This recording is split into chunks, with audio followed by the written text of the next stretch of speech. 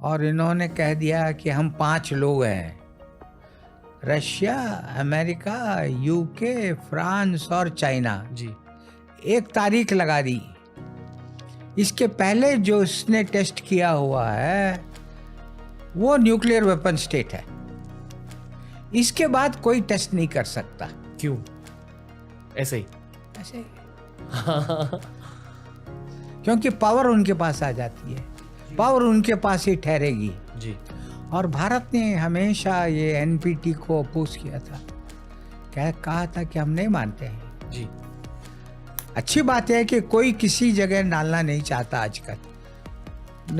Hiroshima Nagasaki के बाद लोग यही चाहते हैं, कहते हैं nuclear deterrence, nuclear deterrence.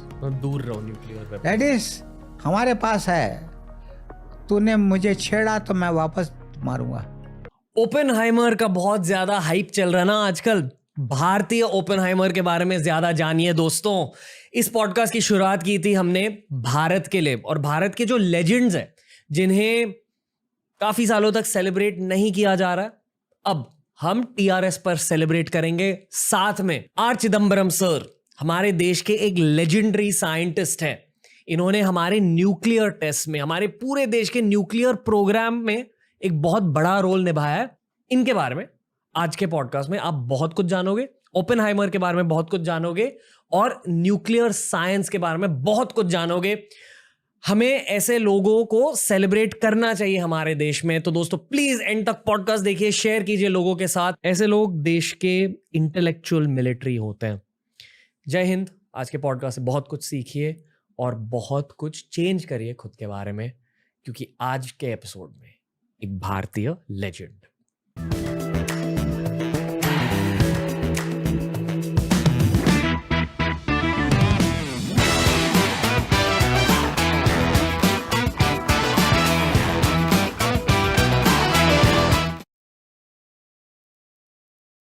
Rajagopal Chidambaram sir, आपका स्वागत है टीआरएस में। कैसे हो सर? धन्यवाद। हम ठीक है। बस ठीक है। हाँ, हम हमेशा ठीक है, आज भी ठीक है। Okay, love it love it. बहुत ज्यादा एक्साइटेड हूँ आपसे बात करने के लिए, क्योंकि शुक्रिया। फील कि हमारे देश की हिस्ट्री में कुछ फादर्स ऑफ साइंस रहे हैं, आप उनमें से एक हो। ऐसा लग रहा है कि मैं कोई ऋषि मुनि से बात कर रहा हूँ आज। आपको कैसा लगता है ऐसी लाइफ जीकर? आपने बहुत कुछ किया अपनी लाइफ में साइंस पर्सपेक्टिव से। नहीं, हिंदुस्तान में बहुत मशहूर वैज्ञानिक हुए हैं। सीवी रामन हुए हैं, जिनको नोबेल प्राइज भी मिला था। सत्येंद्र नाथ बोस हैं। और पार्टिकल फिजिक्स में जो पार्टिकल, 2 तरह के पार्टिकल होते हैं, उसको स्पिन आधा होगा तो उसको फर्मियान कहते हैं। फर्मियान है एनरिको फर्मी के नाम के ऊपर जी। जो स्पिन एक है उसको बोसॉन कहते हैं। ये सत्येंद्र नाथ बोस के नाम में वो पार्टिकल को लिया गया है।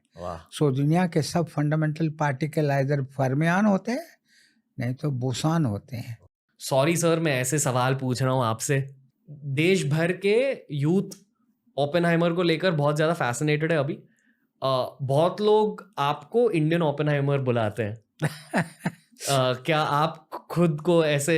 ऐसा नहीं। ओके, आपने विनम्रता की बात की, मुझे भी एक चांस दीजिए विनम्र होने का। ओपेनहाइमर तो बड़े आदमी थे। ओके। शुरुआत में जो की थी उन्होंने बहुत बड़ी काम की थी। ऑफकोर्स अकेले नहीं थे जी। वो जो अमेरिका के प्रसिद्ध वैज्ञानिक सब एक जगह इकट्ठा हुए थे मैनहट्टन प्रोजेक्ट के लिए। बड़े बड़े वैज्ञानिक, हंस बेथे थे, बहुत से थे।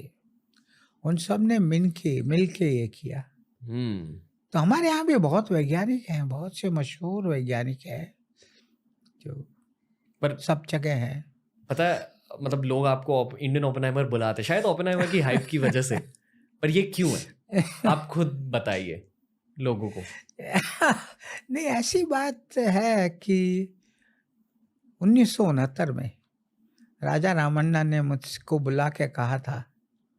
उस वक़्त क्या होता था, एक नई फील्ड शुरू हो रही थी, पीसफुल न्यूक्लियर एक्सप्लोशन। उसका एक बड़ा field, international atomic energy agency ने ये प्रोग्राम, आइजनहोवर ने कहा इसको शुरू करो, उसने कहा स्वर्ड्स इनटू प्लाउशेयर्स, मतलब स्वॉर्ड तलवार जो है उसको हल में बना दो। ओके कि ये जो है न्यूक्लियर वेपन जो है, एक्सप्लोसिव जो है, इतना फोर्स है इसमें, इसको पीसफुल कामों के लिए, कैनाल काटने का है, कैनाल बनाने का है, उसको इसको तोड़ने के लिए। अभी तो एक्सप्लोसिव लगा के तोड़ते हैं रॉक को, ये बड़े एक्सप्लोसिव से बनाए तोड़े तो ये तो बड़ी बड़ी बहुत बड़ी काम हो गई। ये जो गैस आता है जब वो खोदते हैं, ऑयल और गैस, हाइड्रोकार्बन गैस जो आता है, जो उसमें पड़ा है वो यहाँ से डालते हैं, छेद बनाते हैं, तो फ्रैक्चर्स से वो निकल के वो गैस बाहर आता है, नेचुरल गैस कहते हैं ना जी। वहाँ जाके एक तोड़ो, एक न्यूक्लियर एक्सप्लोसिव बनाओ, वहाँ का रॉक बिल्कुल टूट जाएगा। ऊपर रेडियो एक्टिविटी को मत आने दो, वो कंट्रोल बहुत डीप है, तो गैस को स्टिमुलेट कर सकते हो, ज़्यादा गैस आ सकता है। ये सब जो है शांतिपूर्ण उपयोग है न्यूक्लियर एक्सप्लोसिव का, विस्फोट का। और इसके लिए उन्होंने मीटिंग शुरू की इंटरनेशनल एटॉमिक एनर्जी एजेंसी में, और 69 रामन्ना ने कहा कि तुम जाके अटेंड करके आओ। तो हमने जाके अटेंड किया, और रामन ने कहा हिंदुस्तान में भी एक एप्लीकेशन ढूंढो, ये जो कॉपर ओर है उसको क्या करते हैं, नीचे है, उसको छेद बना के यहाँ से डाइल्यूट सल्फ्यूरिक एसिड बेच के उसको ऊपर खींचते। एक तो और को ऊपर ले आओ, वो तो आसान काम है, लेकिन यहाँ से अंदर भेज के वो एसिड वापस आ गया तो उसमें कॉपर है। तो हमने एक एप्लीकेशन ढूंढा कि उस कॉपर ओर को तोड़ो न्यूक्लियर से तो ज़्यादा निकलेगा कॉपर। तो हमने जाके उधर बताया वियना में इंटरनेशनल एटॉमिक एनर्जी एजेंसी में कि हम ये बहुत इम्पोर्टेंट एप्लीकेशन कर सकते हैं। ओके जब भारत ने ये काम शुरू किया तो उन्होंने कहा पीसफुल न्यूक्लियर एप्लीकेशन कहीं नहीं है तो उन्होंने मीटिंग ही रोक दी, उसके बाद मीटिंग नहीं हुआ ज़्यादा। तो दो बड़े इवेंट्स हुए हैं पिछले 50 सालों में भारत के न्यूक्लियर हिस्ट्री को लेकर। जो भी आपने एक्सपीरियंस किया, पहले खुद अपने नज़रिए से ऑडियंस के साथ शेयर कीजिए। जो न्यूक्लियर टेस्ट हुए हैं 1998 में और मेरे ख्याल से 1974 में, ये भारत की हिस्ट्री में ज़रूरी क्यों है? जो आज के जेन जी है, यानी कि बॉर्न आफ्टर 1998, या जेन अल्फा है बॉर्न आफ्टर 2005, इनको इन टेस्ट के बारे में क्या जानना चाहिए? क्योंकि इट्स अ वेरी की part of Indian history, modern Indian history. तो ये टेस्ट क्यों हुए और इनका नतीजा क्या था, वो समझाइए। ऐसी है कि 74 टेस्ट जो हुआ जी उसको हम कहते हैं पीसफुल न्यूक्लियर एक्सप्लोशन एक्सपेरिमेंट। जी। क्योंकि जैसे शायद मैंने पहले भी बताया और थोड़ा बढ़ा के बताता हूँ कि ये मीटिंग्स हो रही थी वियना में इंटरनेशनल एटॉमिक एजेंसी में, कि पीसफुल न्यूक्लियर एक्सप्लोसिव में बहुत से एप्लीकेशन है। इसी एक्सप्लोसिव, कॉमन केमिकल एक्सप्लोसिव जो है, ये बहुत जगह इस्तेमाल होता है, लेकिन इसकी जो पावर है सेम वॉल्यूम में न्यूक्लियर एक्सप्लोसिव की जो पावर है ये बहुत ज़्यादा है कंपेयर टू एक केमिकल एक्सप्लोसिव।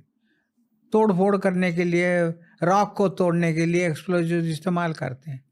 ये बहुत, इसके लिए इसके क्या क्या एप्लीकेशन है, इसकी मीटिंग्स चल रही थी बहुत। जी 1969 पैदा हुए थे? मैं कहाँ से पैदा हुए थे आप? तो उस वक़्त से 69 से राजा रमन्ना जो हमारे डायरेक्टर फिजिक्स ग्रुप थे, उन्होंने कहा ये मीटिंग जाके अटेंड करके आओ। तो उनके वो एक तरह के एक्सप्लोसिव, क्योंकि बहुत स्ट्रॉन्ग है, छोटे से वॉल्यूम में पावर इसका इतना ज़्यादा आता है, इसको एप्लीकेशन में इस्तेमाल कर। उसका एप्लीकेशन हमने भी एक लगाया था कि कॉपर ओर को तोड़ के इसको then sulphuric acid, dilute sulphuric acid डाल के निकाल के, तो बहुत आसानी से वो बाहर आ सकता है। कॉपर की माइनिंग।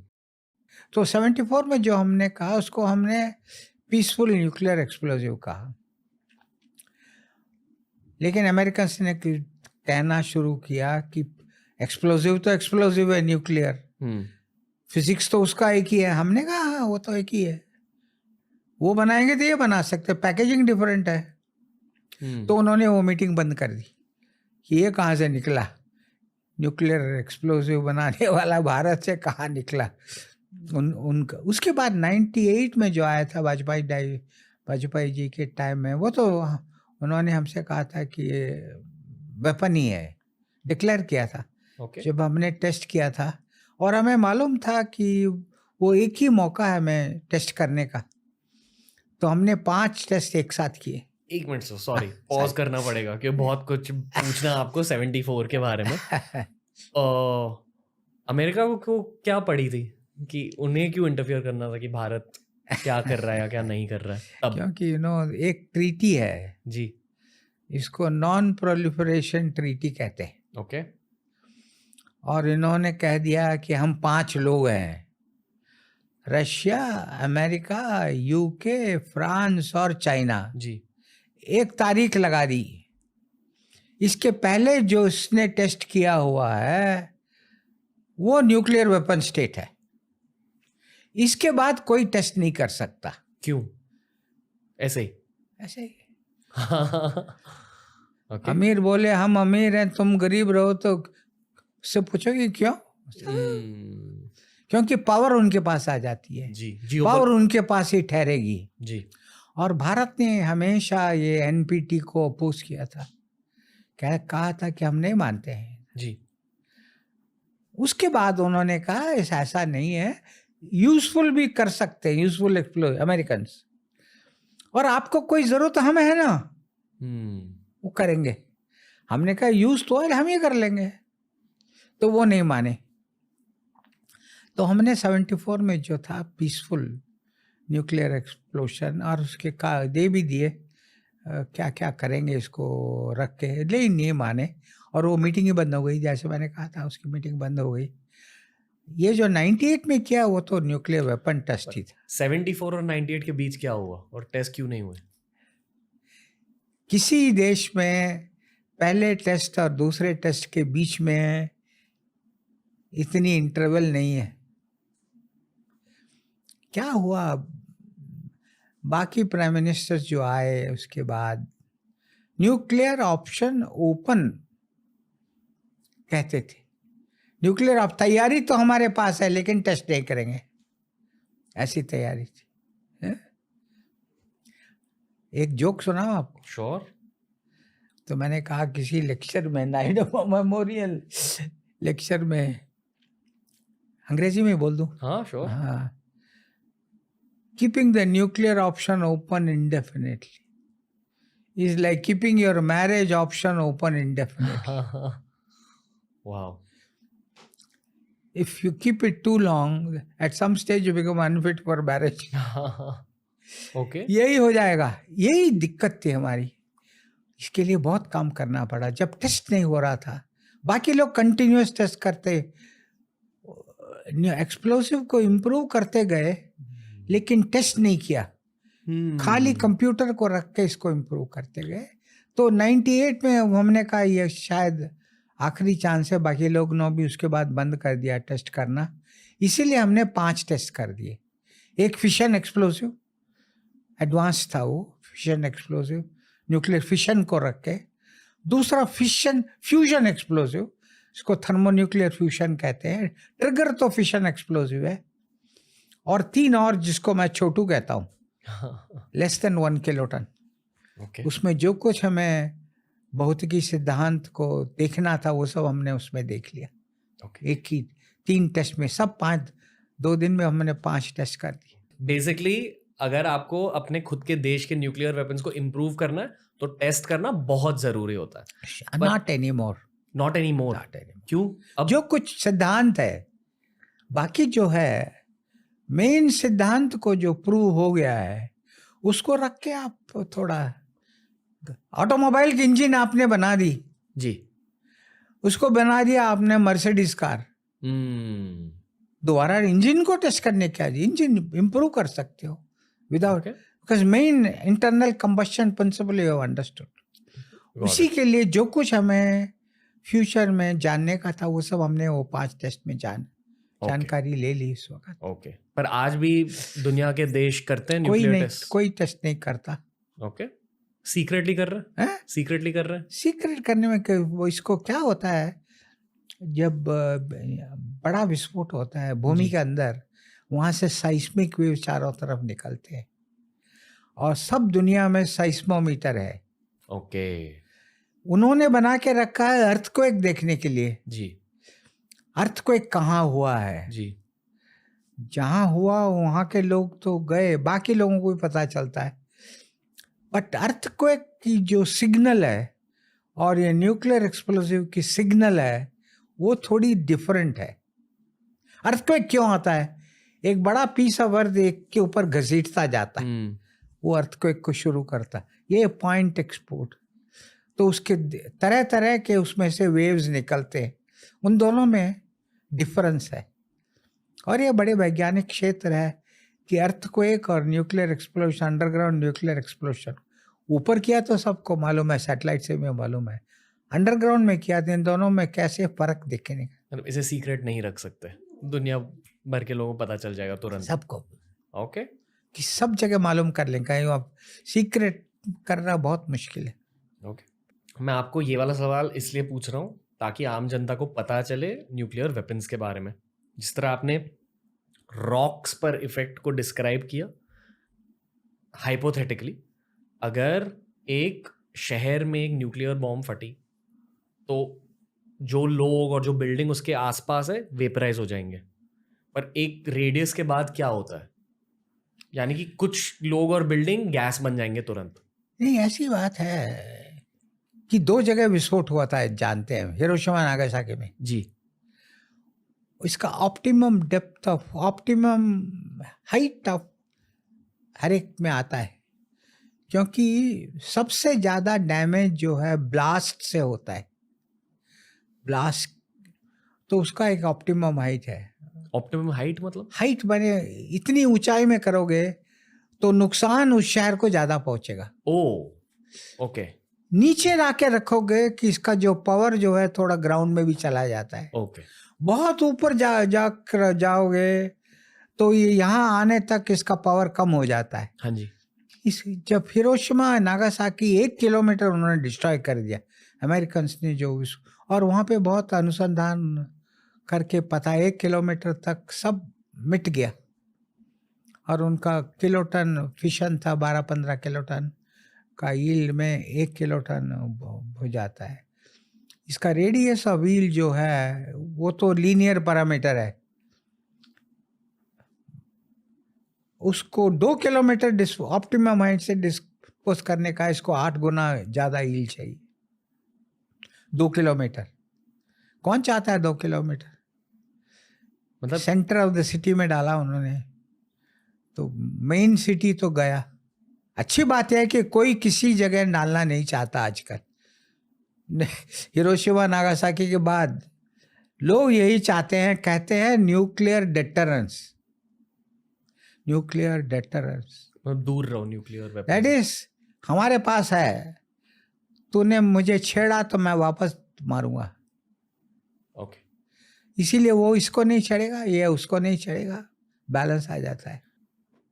लेट्स टॉक थोड़ा more about nuclear science but from a science fiction angle, ठीक है? तो जैसे आपने कहा कि पीसफुल न्यूक्लियर टेस्ट, तो पीसफुल न्यूक्लियर टेस्ट मतलब आपने वो न्यूक्लियर बॉम्ब के टेस्ट से अपनी न्यूक्लियर टेक्नोलॉजी के बारे में जाना और उसी टेक्नोलॉजी को कोई पीसफुल पर्पस में यूज कर लिया, जैसे कि कॉपर माइनिंग के लिए आप यूज कर रहे थे।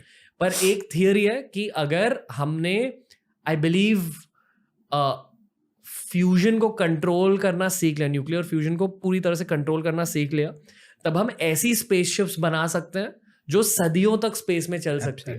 करेक्ट?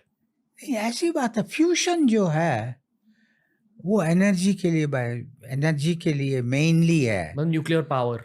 हाँ, न्यूक्लियर पावर, दो तरह का न्यूक्लियर पावर बन सकता है। एक तो फिशन है, जी जो आपका न्यूक्लियर रिएक्टर चलते हैं, तो इन दोनों को जोड़ेंगे लाइट आइसोटोप्स को। हाइड्रोजन के आइसोटोप्स है, नॉर्मल हाइड्रोजन है। हर एक एटम के अंदर दो तरह के पार्टिकल है, प्रोटॉन जो चार्ज है, न्यूट्रॉन जिसमें चार्ज नहीं है। जी उसके चक्कर में जो घूमता रहता है वो इलेक्ट्रॉन है। वो प्रोटॉन के साथ नंबर एक ही है। इसमें 2 प्रोटॉन होगा तो उसमें 2 इलेक्ट्रॉन रहेगा। इसमें 10 प्रोटॉन 6 प्रोटॉन होगा, कार्बन 6 इलेक्ट्रॉन बाहर घूमेगा, बाहर घूमता का। उसके अंदर जितना भी न्यूट्रॉन डालो, केमिकल प्रॉपर्टीज नहीं बदलेगी, न्यूक्लियर प्रॉपर्टीज जो है वो बदल जाती है। इसी तरह हाइड्रोजन में 3 जाने आइसोटोप हैं। खाली प्रोटॉन है तो उसको हाइड्रोजन कहते हैं, एक न्यूट्रॉन जोड़ा ड्यूटेरियम कहते हैं, एक और न्यूट्रॉन जोड़ा तो ट्रिशियम कहते हैं। और ट्रिशियम अनस्टेबल है, ये तो ज़्यादा हो गया मेरा, तो उसमें से एक इलेक्ट्रॉन बाहर भेज देता है, ताकि वो न्यूट्रॉन में से एक इलेक्ट्रॉन निकाला तो पॉजिटिव हो जाता है, न्यूट्रॉन प्रोटॉन बन जाता है, हीलियम हो जाता है।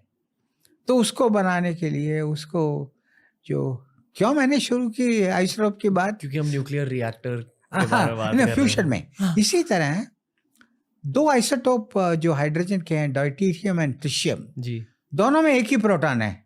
इसमें एक प्रोटॉन न्यूट्रॉन ज़्यादा है, उसमें 2 प्रोटॉन। इन दोनों को जब करेंगे, जोड़ेंगे, तो इसमें एक दूसरे नज़दीक नहीं आना चाहते, क्योंकि दोनों पॉजिटिवली चार्ज है, एक दूसरे को भगा देते हैं।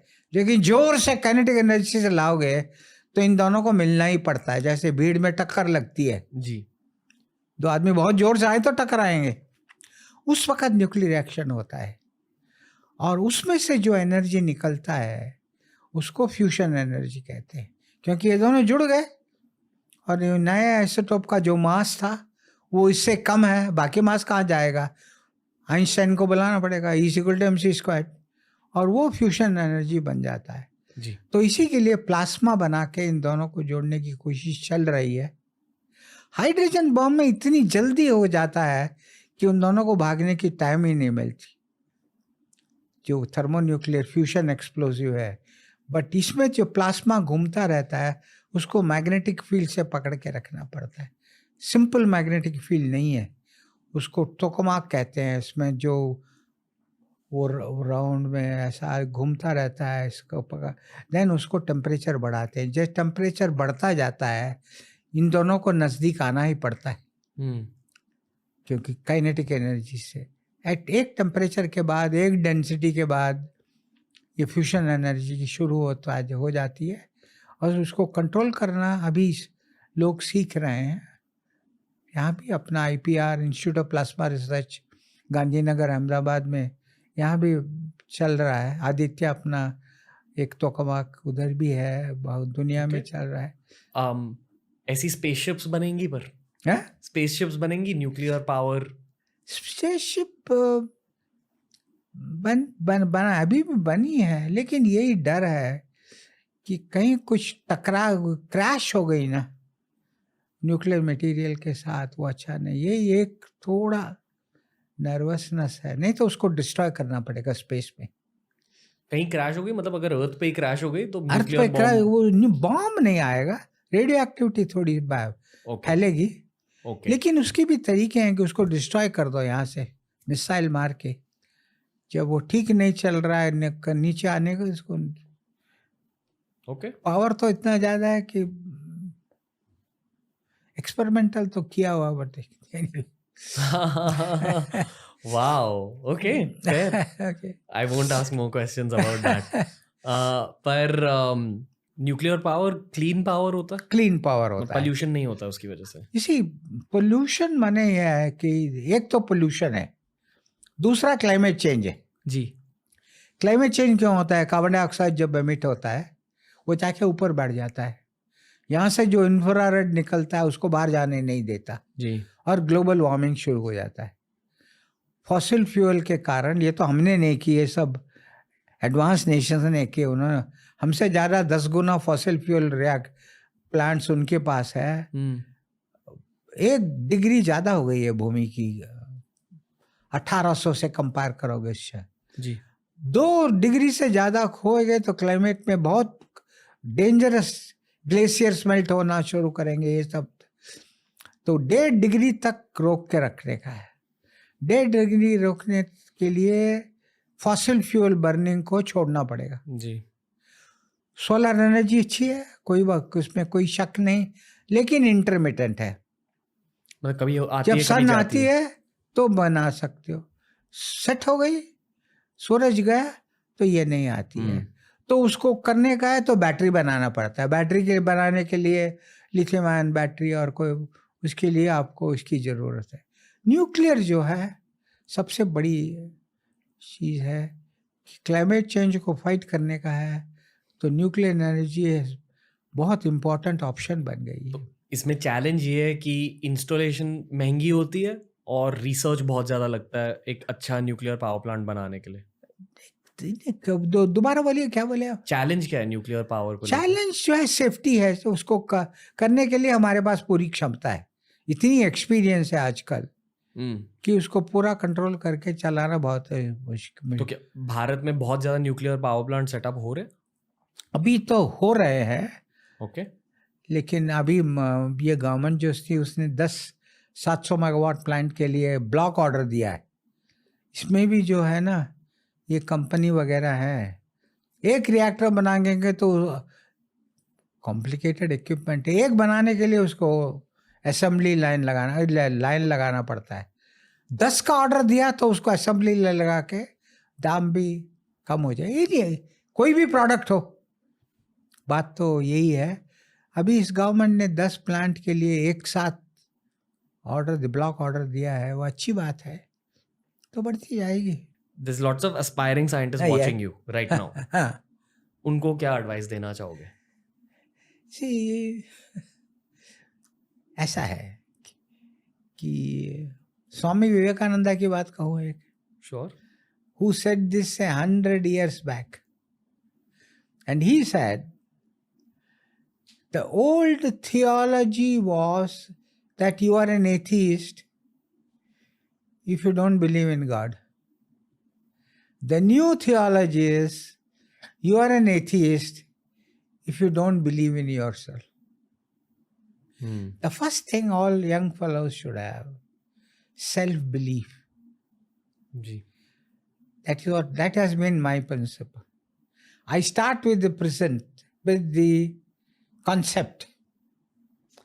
There is nothing India cannot do. I belong to an institution back. What is the corollary of that? There is nothing Bar cannot do within its area of specialization. What is the corollary of that? That is nothing I cannot do in my area of competence. That is what the young fellows should do. Self-belief. There is nothing I cannot do in my area of competence. Self-belief.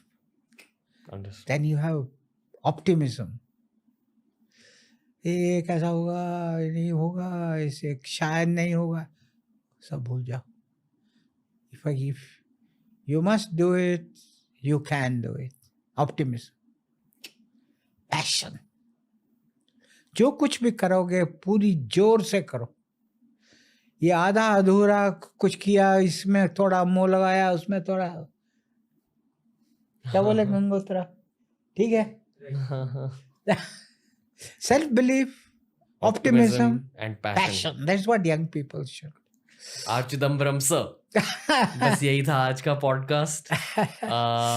बस ये कहना चाहूंगा कि बहुत अच्छा लगा आपसे बात करके, आपसे सीख कर, Thank you. और जो भी आपने देश के लिए किया, youth and generally I think the full population is very very grateful. तो thank you for everything you done for the country sir. I salute people like you. आप जैसे लोग असली हीरोज हैं इंडिया And के. thank you for giving me an opportunity to interact with you. No sir, it was a It lot was of a fun. pleasure. It was a pleasure. Pleasure was ours, sir. Thank you so much.